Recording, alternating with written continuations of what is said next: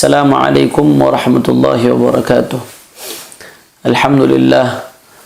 Wassalatu wassalamu ala rasulillah sayyidina Muhammad ibn Abdullah wa ala alihi wa sahbihi wa man walah, amma ba'd. Nawaitu at-ta'allum wa at-ta'lim wa at-tadhakkur wa at-tadhkir wal ifadah wal istifadah wal naf' wal intifa' wal hath ala tamassuk bi kitabillah wa sunnati rasulih والدعاء إلى الهدى والدلالة على الخير ابتغاء مرضات الله وقربه وثوابه سبحانه وتعالى. أما بعد. Alhamdulillah, pada kesempatan kali ini kita akan melanjutkan kajian ilmu fiqih berkaitan dengan saum, puasa. Kemarin sudah kita jelaskan bahwasanya rukun puasa itu ada dua. Yang pertama adalah niat. Saya sudah bahas di video sebelum ini panjang lebar sekali tentang niat dan masalah-masalah yang berkaitan dengan niat. Bahkan saya mengutip pendapat-pendapat daripada di luar mazhab Syafi'i sebagai bentuk perbandingan. Itu niat terkait rukun yang pertama, yaitu niat. Nah, sekarang kita akan membahas secara mendetail rukun puasa yang kedua, yaitu al-imsak 'anil mufattirat min tulu' al-fajr as-sadiq ila ghurub asy-syams, menahan diri dari segala hal yang membatalkan puasa dari terbitnya fajar shadiq, yaitu masuknya waktu subuh, sampai terbenamnya matahari. Nah,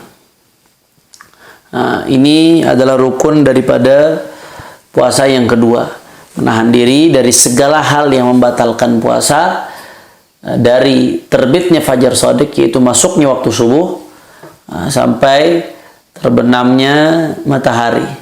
Itu adalah hal-hal yang membatalkan, adalah rukun puasa yang kedua. Otomatis dari sini kita mesti tahu, kita menahan diri dari hal-hal yang membatalkan puasa. Berarti kita harus tahu hal-hal yang membatalkan puasa itu apa. Araftu syarr la lisyarr walakin litawaqqih. Wa man lam ya'rif asy-syarr yaqa' fihi. Kita tahu hal yang tidak baik bukan untuk melakukan hal tersebut, tapi supaya kita terhindar dari hal tersebut. Karena orang yang tidak tahu yang mana baik, yang mana buruk, dia tidak tahu keburukan, khawatir dia akan terjeblos kepada keburukan tersebut. Jadi kita tahu hal-hal yang buruk tujuannya bukan untuk melakukan hal-hal yang buruk.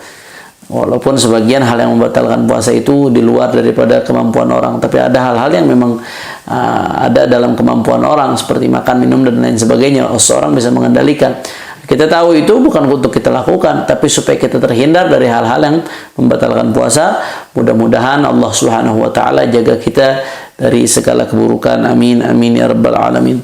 Nah, bicara soal hal-hal yang membatalkan puasa, sebelum saya masuk saya ingin tegaskan dulu. Tadi dijelaskan al-imsak 'anil mufattirat, menahan diri dari segala hal yang membatalkan puasa, min tulu'il fajr, dari terbitnya fajar shadiq, yaitu masuknya waktu subuh, sampai terbenamnya matahari, yaitu masuknya waktu maghrib. Nah, hati-hati, sebagian orang ada yang saya nggak paham, apa karena cengkal, apa karena memang tidak mengerti, apa karena menggampangkan. Sebagian orang punya pemikiran selama belum selesai azan, kalau baru azan subuh masih boleh minum. Kalau azan subuhnya udah selesai, baru udah nggak boleh minum lagi. Ini saya tidak paham pemikiran ini datang dari mana.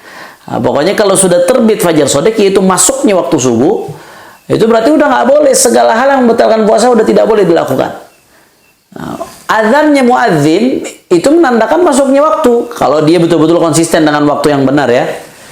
Nah, berarti dengan dia mulai azan sudah tidak boleh melakukan apapun yang membatalkan puasa, bukan nunggu selesai azan dulu baru dilarang. Jadi hati-hati. Ini pemahaman yang keliru, bahkan dilakukan oleh banyak orang di masyarakat. Masih adzan subuh, nggak apa-apa. Kalau adzannya udah selesai, baru berhenti. Mumpung masih adzan, diminum, ayo minum. Nggak boleh. Dengan adzan, kalau adzannya betul-betul tepat waktu, dengan adzan menandakan masuknya waktu. Dengan masuknya waktu, berarti semua yang membatalkan puasa sudah tidak boleh lagi dilakukan. Nah, jadi dengan dimulainya azan, kalau memang tepat waktu, maka dengan itu pula semua hal yang diharamkan atau semua hal yang bisa membatalkan puasa tidak boleh lagi dilakukan. Nah, ini hal yang perlu untuk diperhatikan. Nah, jangan menggampangkan masalah ini. Nah, kalau orang udah azan masih minum, maka puasanya batal.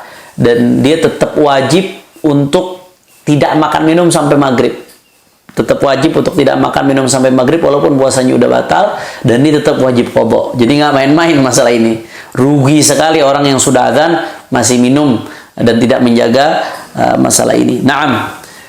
Kita masuk ke membahas hal-hal apa saja yang membatalkan puasa supaya kita terhindar dari hal tersebut.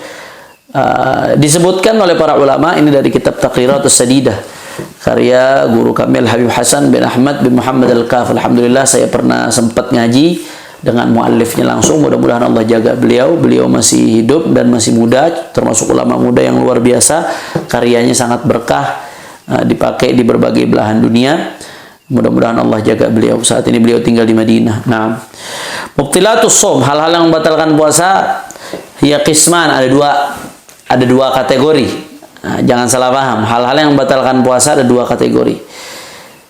Kategori pertama yaitu hal-hal yang membatalkan pahala puasa.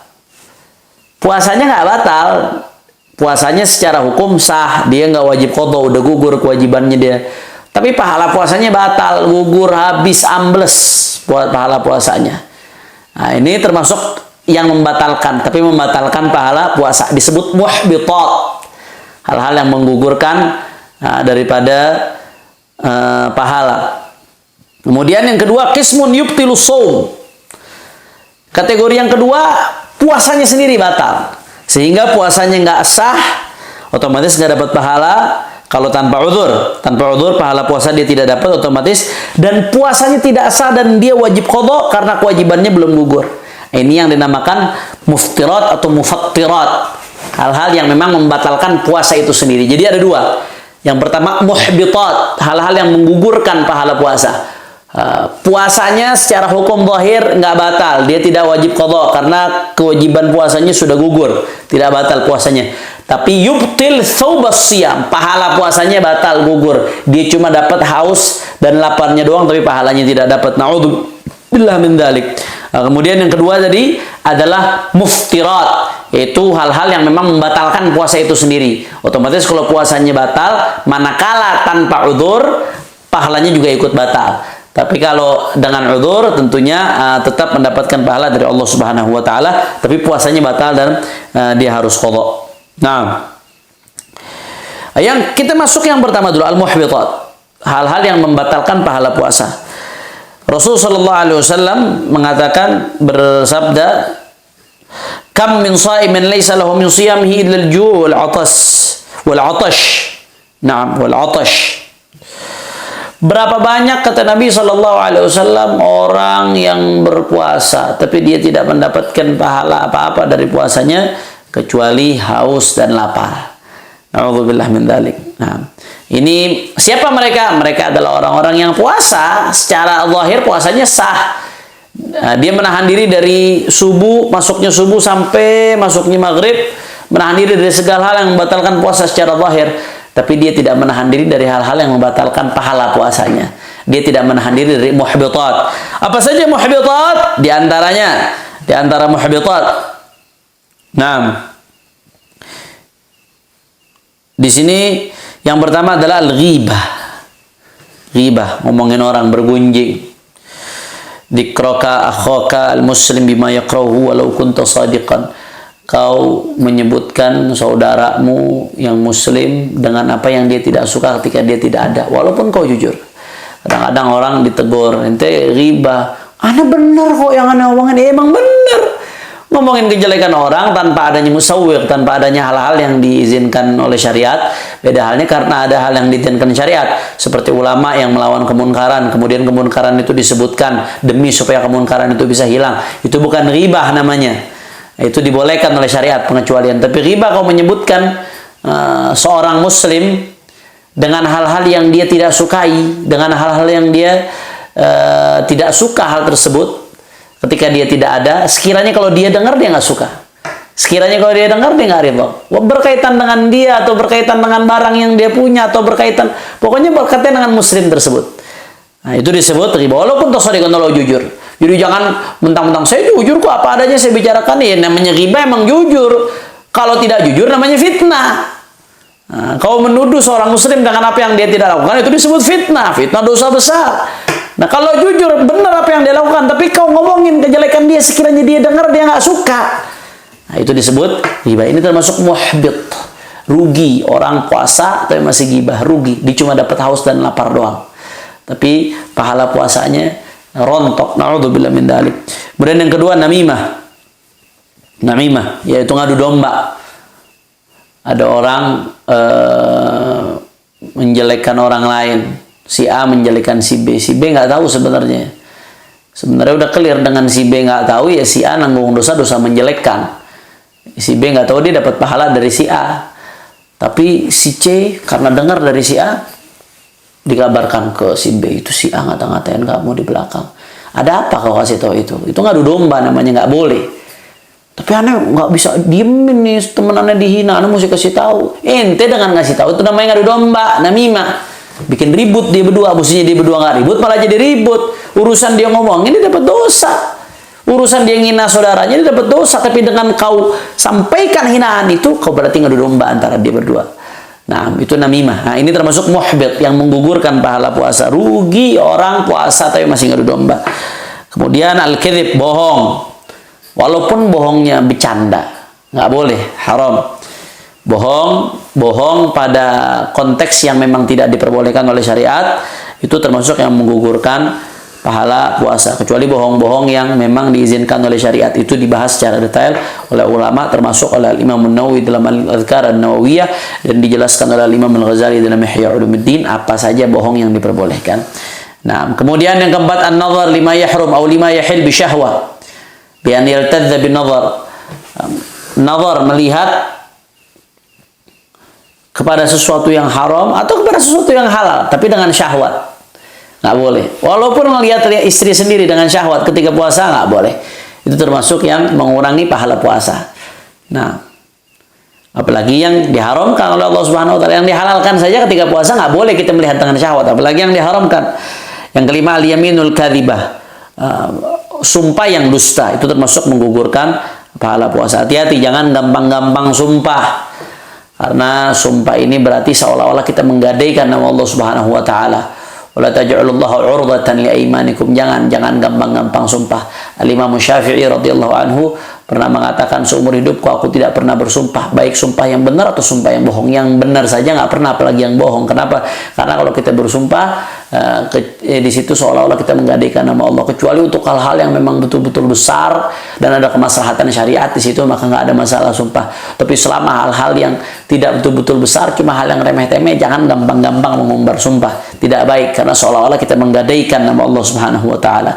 Yang keenam, qauluz zur wal fuhsy wal amal bih. Perkataan yang dusta dan perkataan yang kotor dan mengamalkan hal tersebut. Maka kata Nabi sallallahu alaihi wasallam, "Falaysa lillahi hajah fi an yada'a ta'amahu wa syarabah." Allah nggak butuh dia meninggalkan makan minumnya, dia tidak mendapatkan pahala dari Allah Subhanahu wa taala. Na'udzubillah min dzalik. Itu yang pertama. Jadi ada hal-hal yang dia tidak membatalkan puasa secara zahir, tapi membatalkan puasa secara batin. Manakala ini dilakukan, puasanya sah, dia tidak perlu qadha, tapi pahala puasanya gugur. Na'udzubillah min dzalik. Makanya puasa ini adalah momentum kita buat jaga diri, latihan selama sebulan. Tinggalkan riba yang biasa kita lakukan. Latihan di bulan Ramadan ini mujahadatun nafas. Bagaimana caranya kita tinggalkan riba? Amalkan ilmu yang udah kita dengar ini. Kata Imam Al-Bukhari, "Maghtabtu qat mundu an alimtu anal ghibata haram." Aku tidak pernah berghibah semenjak aku tahu ghibah itu haram. Aku udah gak pernah lagi berghibah. Nah, Ramadan ini momentum kita melatih diri, tahan diri. Bagaimana jangan sampai kita bicarakan orang yang tidak, untuk hal-hal yang memang tidak diizinkan oleh syariat. Jangan, nggak perlu ya ikhwan. Buat apa? Sayang amal kita harus diberikan kepada dia. Oleh karena itu, 6 hal ini adalah hal-hal yang sangat penting untuk diperhatikan.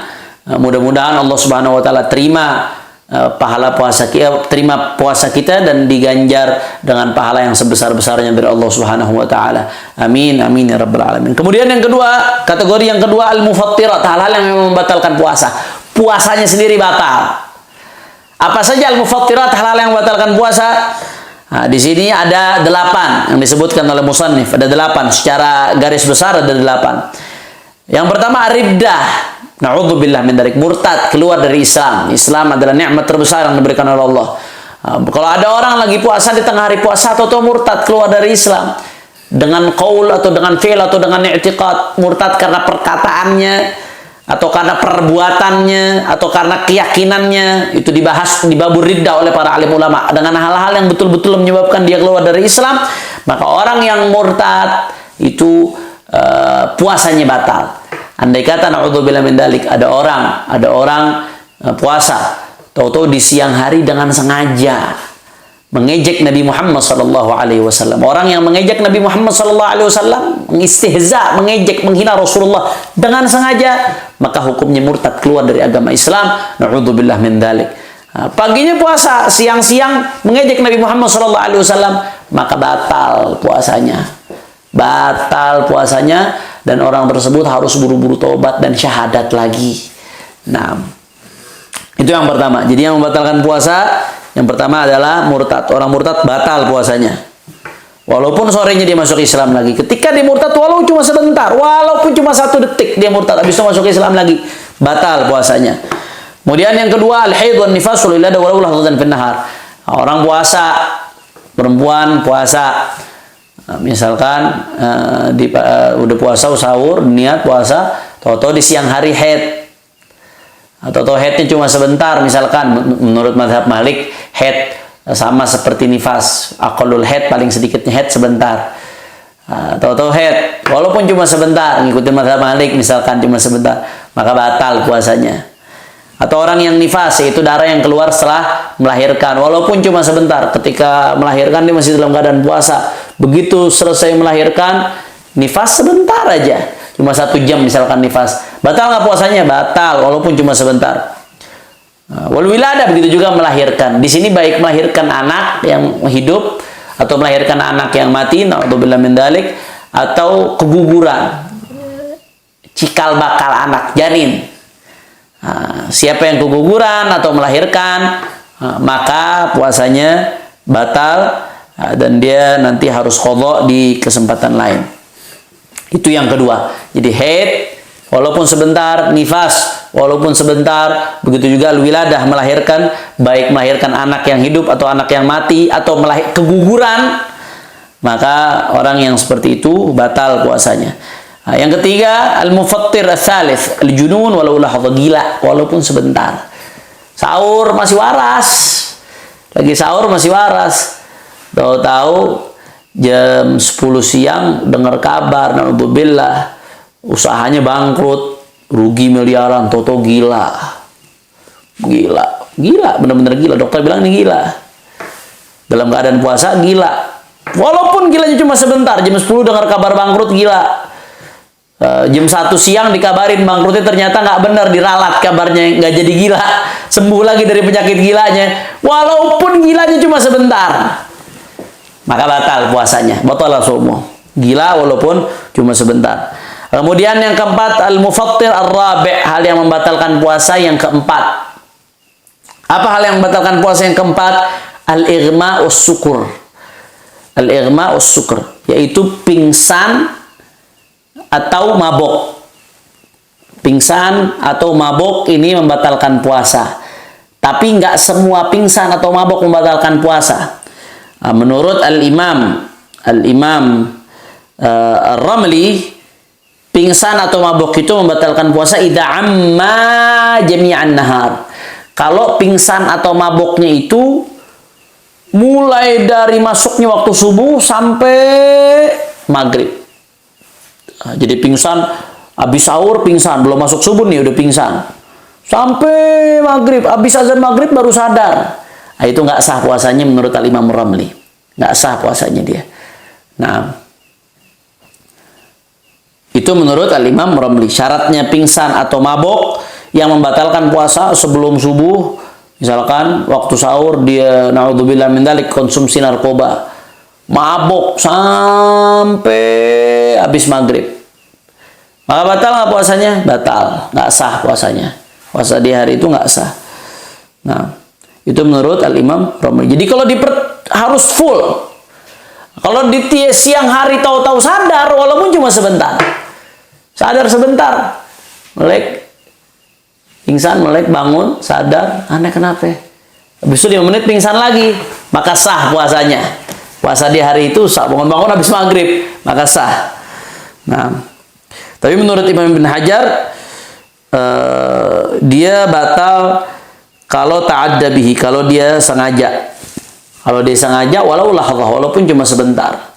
Kalau sengaja, walaupun cuma sebentar, batal. Artinya kalau nggak sengaja, nggak batal menurut Imam Ibn Hajar. Nah, yang kelima, al-mufattir al-khamis al-jima'. Hal yang membatalkan puasa yang kelima adalah al-jima', bersetubuh. Nggak boleh bersetubuh bagi orang puasa, membatalkan puasa dan hukumnya dosa besar, tidak boleh, haram. Sama seperti makan minum ketika puasa, hukumnya juga haram, dosa besar, nanti akan kita jelaskan. Jadi yang kelima, al-mufattir al-khamis al-jima', jima'. Jima bagaimana yang membatalkan puasa? Idza jama'a 'amidan 'aliman bitahrim mukhtaran. Kalau dia bersetubuhnya amidan, sengaja. Beda halnya dengan orang yang tidak sengaja, artinya lupa kalau hari itu adalah Ramadan. Dia lupa kalau lagi puasa. Bangun tidur suami istri, karena baru bangun tidur lupa kalau dia puasa. Akhirnya bersetubuh. Selesai bersetubuh ingat, ya Allah kita kan puasa. Benar-benar lupa, dia nggak ingat, nggak sengaja. Dia lupa kalau dia lagi puasa. Nah itu nggak membatalkan daripada puasanya, karena lupa. Yang membatalkan puasa bersetubuh itu yang sengaja, yang tidak lupa. Nah, dia tahu dia lagi puasa tapi tetap berjima, itu batal puasanya. Aliman bitahrim, dan dia tahu bahwasanya itu diharamkan. Lain halnya kalau dia nggak tahu itu diharamkan. Misalkan, tapi ketidaktahuan ini yang dianggap sebagai udzur adalah al-jahlul ma'dzur, ketidaktahuan yang dianggap udzur. Bagaimana itu kriterianya? Adalah tidak tahu bagi orang yang memang qaribah ahli Islam, orang baru masuk Islam, dia belum sempat belajar, baru masuk Islam, puasa langsung besoknya. Dia belum tahu kalau bersetubuh itu membatalkan puasa, yang dia tahu cuma minum dan makan. Nah, maka itu tidak batal. Atau nasyabi badiatin ba'idatin ulama, atau dia ulama masuk Islam tapi tinggal di tempat yang jauh, nggak ada ulama, di ujung gunung, nggak ada yang ngajarkan dia. Dia masuk Islam, dia tahunya syahadat, sholat udah selesai, sisanya hukum dia nggak tahu. Nah, yang seperti itu dia tahunya cuma wajib puasa, jadi nggak tahu bahwasanya dia membatalkan puasa, dan dia tinggalnya jauh dari ulama. Nah, itu termasuk ma'dzur. Kalau dia nggak tahu, dia melakukan karena tidak tahu, maka tidak membatalkan puasanya. Nah, beda halnya dengan orang yang udah masuk Islam udah lama, tinggal di tengah kota, banyak ulama, banyak ustadz, beralasan nggak tahu, itu tidak diterima, tetap batal. Karena jahluhu ghairu ma'dzur, kebodohan dia tidak dikompensasi oleh syariat. Kebodohannya dia tidak dijadikan sebagai sebuah udzur. Nah, jadi yang batal puasa itu jima yang aliman a'amidan, sengaja, aliman bitahrim, yang tahu keharamannya.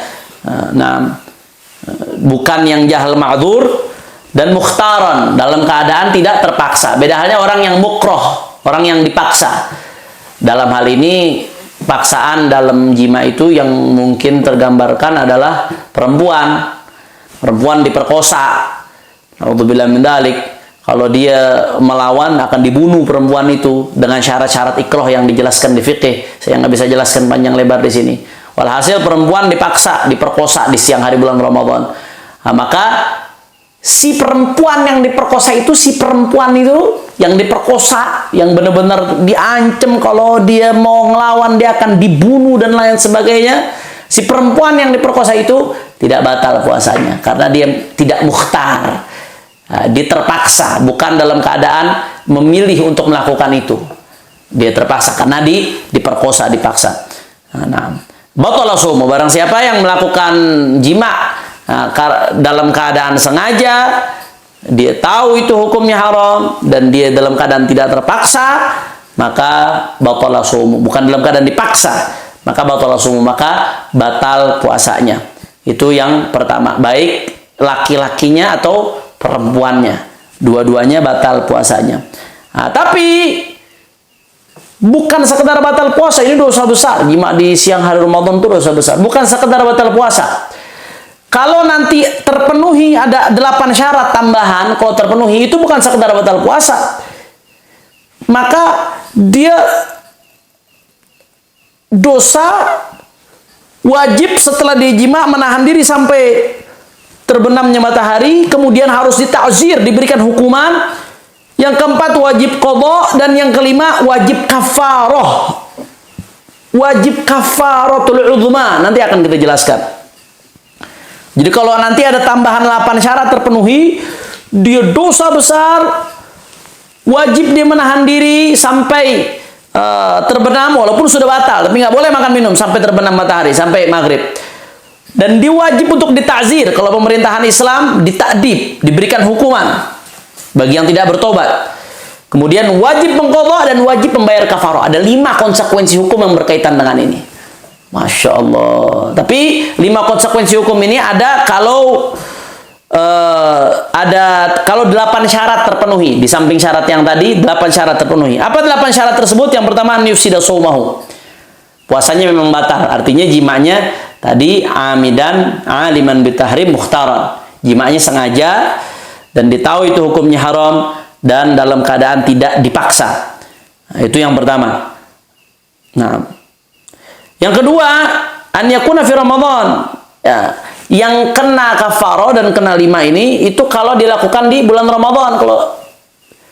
Kalau dilakukan di luar Ramadan, walaupun puasanya puasa wajib, orang nadar, bayar puasa nadar itu wajib. Kemudian di siang hari di bulan Ramadan dia berjima, puasanya batal. Nah, tetapi dia tidak kena kafarah yang nanti akan kita sebutkan. Dia nggak kena kafarah hukumnya. Nah, jadi di bulan Ramadan. Yang ketiga, an yakuna al-yawm alladhi yafsadahu kamilan. Hari yang dia rusak puasanya itu memang hari sempurna harinya. Dia benar-benar melalui hari itu sampai habis.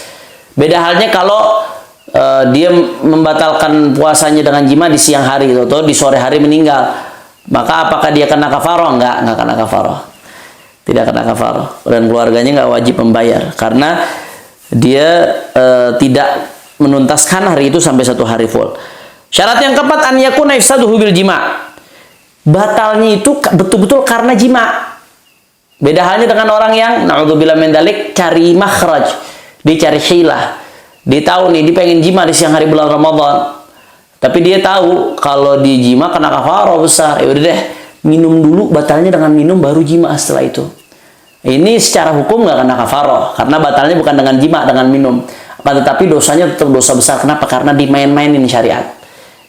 Dia hilah muharramah. Dia melakukan hilah, cari jalan keluar dari hukum yang hukumnya memang haram, dosa itu. Dosa tidak boleh dilakukan. Laisa dinullah bil hiyali, kata Imam Al-Haddad. Agama Allah ini bukan buat dimain-mainin, nyari jalan keluar sini, jalan keluar sana, bukan. Tapi syariat yang Allah turunkan untuk hambanya ini untuk kemaslahatan hamba. Kemudian yang kelima tadi ya. Yang keempat kalau batalnya bukan dengan jima, maka dia tetap dosa tapi nggak kena kafarah. Jadi misalkan tadi batalnya diminum dulu baru jima, kan batalnya dengan minum. Yang kelima, an yakuna al-jima' tam. Jimanya betul-betul jima. Mohon maaf. Yang namanya jima itu minimal mohon maaf hasyafah. Helm dari kemaluan laki-laki itu masuk ke kemaluan perempuan. Nah, itu betul-betul jima namanya. Nah, jimanya betul-betul harus terjadi. Jadi minimal hasyafahnya kepala kemaluan laki-laki itu harus masuk ke kemaluan perempuan. Nah, kalau cuma ujung kemaluannya saja ditempelkan, mohon maaf sekali lagi ini masalah hukum di kemaluan perempuan, apakah batal puasanya? Enggak batal puasanya dan dia enggak kena kafarah. Nah, tapi kalau ada syahwat dosa tidak boleh ketika Ramadan. Jadi harus betul-betul terjadi jima. Yang keenam syaratnya an ya'tsama bisa bihadzal jima. Dia dosa karena jima tersebut.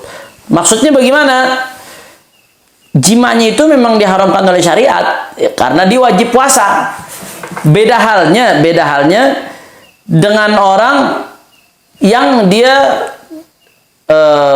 memang Allah kasih rukhsah untuk tidak puasa, seperti musafir yang memenuhi syarat, safarnya lebih dari 83 km. Kemudian dia melakukan perjalanan itu udah keluar dari gerbang wilayahnya dia dari sebelum masuknya fajar. Itu safar yang memperbolehkan seorang untuk tidak puasa. Nah, ini orang ketika safar memang Allah, dia dalam keadaan puasa safarnya Allah, tapi kasih rukhsah bagi dia untuk tidak puasa. Tapi di tengah siang hari ketika dia puasa, di tengah safar, dia batalkan puasanya, dibatalkan dengan cara jima. Apakah karena kafaroh? Enggak karena kafaroh. Kenapa? Karena dia tidak dosa dengan itu. Dia memang punya rukhsah untuk buka puasa karena dia musafir. Nah, karena ghair asim bihi, dia nggak dosa. Makanya dia walaupun dia jima di siang hari bulan Ramadan, tapi karena dia memang Allah izinkan untuk iftar seorang musafir, maka dia tidak berdosa dan tidak kena kafarah. Hanya saja dia harus qadha nanti puasanya karena dia tidak melakukan satu hari puasa. Yang ketujuh, an yakuna dzalika al-ithm bisabab ifsadihi lis-shaum. Fala tajibul kafara idza zana wal iyadu billah wa huwa musafir fa innahu ya'khudh ithman 'aziman la min ajli shaum wa hadha ma'na qawlihi lis-shaum. Dosanya itu yang pertama, dia harus dosa karena jimanya itu jima yang berdosa. Dan dia dosanya karena ngerusak puasa yang kena kafarah itu. Beda halnya yang dosanya bukan karena ngerusak puasanya, tapi dosanya karena hal lain. Contoh, tadi orang musafir. Kalau yang tadi saya gambarkan, musafir berjima dengan istrinya. Ini enggak musafir, emang Allah izinkan untuk iftar orang yang safar. Safaran tawilan mubahan, safarnya bukan karena safar untuk maksiat. Di tengah jalan, tahu-tahu tergoda, berjima. Dia dosanya karena apa? Karena zinanya. Bukan karena dia membatalkan puasanya, dosanya karena zinanya. Nah, kalau dosanya karena zinanya bukan karena membatalkan puasanya, karena dia musafir, maka dia dosa besar dari segi zinanya, tapi dia tidak kena kafarah al-kubra. Dia tidak kena kafarah kubra. Nah, itu syarat yang ketujuh. Dan syarat yang ke-8, nggak ada syubhat. Beda halnya kalau ada syubhat. Dia taunya sudah maghrib, tapi ternyata belum maghrib. Itu ada syubhat namanya. Dia pikir sudah maghrib, taunya dia sudah maghrib, ternyata belum maghrib. Itu ada syubhat. Nah, maka batal puasanya tapi tidak kena kafarah. Nah, kalau tadi 8 syarat ini terpenuhi yang saya sebutkan tadi, silakan Anda runut, memang harus pelan-pelan memahaminya. Anda bisa ulang-ulangi tadi videonya. Kalau 8 syarat itu terpenuhi, maka ada 5 konsekuensi. Konsekuensi yang pertama, dosa. Yang kedua, wujubul imsak. Dia setelah dia jima itu wajib dia menahan diri sampai maghrib walaupun sudah batal, tapi nggak boleh makan minum. Yang ketiga, wujubut ta'zir. Kalau pemerintahan Islam dia harus dihukum, terserah kebijakan imam di situ, apa mau dipenjara, apa mau diapakan. Yang keempat, wujubul qadha, wajib untuk mengqadha puasa tersebut. Dan yang kelima, wujubul kafaratul uzma, wajib bayar kafarah uzma. Apa kafarah uzma yang mesti dibayar? Salah satu dari 3 hal secara urut. Nggak boleh pindah ke yang kedua kecuali kalau dia benar-benar tidak mampu untuk melakukan yang pertama. Apa itu? Yang pertama, itqu raqabah mu'minah, membebaskan, memerdekakan budak yang beriman.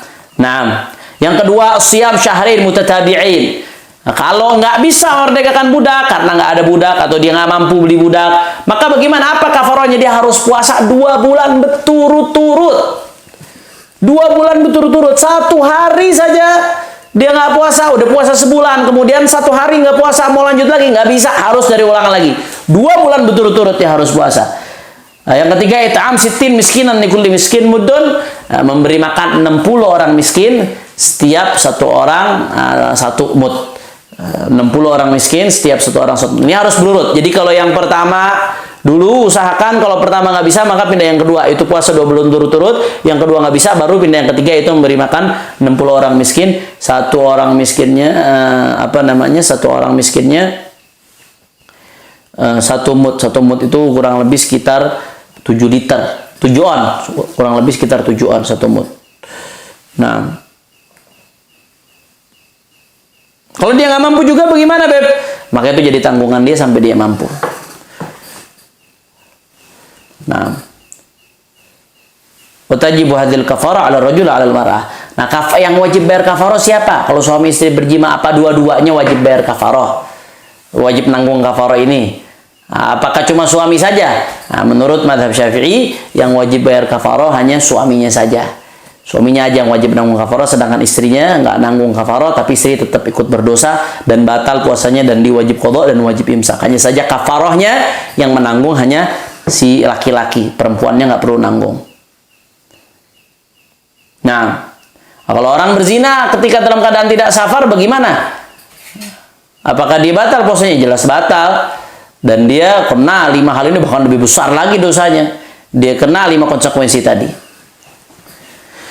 Nah, watatakar al-kafarah bitakarrur al-ayyam. Kafarah itu menjadi double dengan doublenya jumlah hari. Maksudnya begini, kalau sehari itu dia melakukan jima lebih dari sekali, maka kafarahnya tetap 1. Dia wajib bayar 1 kafarah yang tadi saya sebutkan. Tapi kalau misalkan di puasa hari pertama dia berjima, kemudian puasa hari kelima dirusak lagi dengan jima, dengan syarat-syarat tadi yang saya sebutkan. Puasa hari ke-10 dirusak lagi dengan jima. 3 hari dia rusak puasa dengan jima, maka berarti kafarahnya dikali 3. Bukan cuma 1 kafarahnya, tapi dikali 3. Na'udzubillah min dzalik. Karenanya hati-hati, jaga diri, tahan diri, jangan sampai melakukan jima di siang hari bulan Ramadan. Beda halnya kalau malam hari diizinkan oleh Allah Subhanahu wa taala walaupun di bulan Ramadan. Ini yang kelima. Jadi tadi yang pertama yang mufattirat adalah murtad, yang kedua haid, nifas dan wiladah melahirkan, yang ketiga gila, yang keempat mabok atau pingsan dengan perincian yang tadi telah saya sebutkan, dan yang kelima adalah berjima dengan perincian detail yang tadi telah saya sebutkan. Insyaallah yang ke-6 sampai yang ke-8 kita akan bahas pada pertemuan berikutnya. Mudah-mudahan yang sedikit ini bisa bermanfaat. Hadani Allah wa iyyakum ila siratal mustaqim. Wal 'afu minkum. Wassalamu alaikum warahmatullahi wabarakatuh.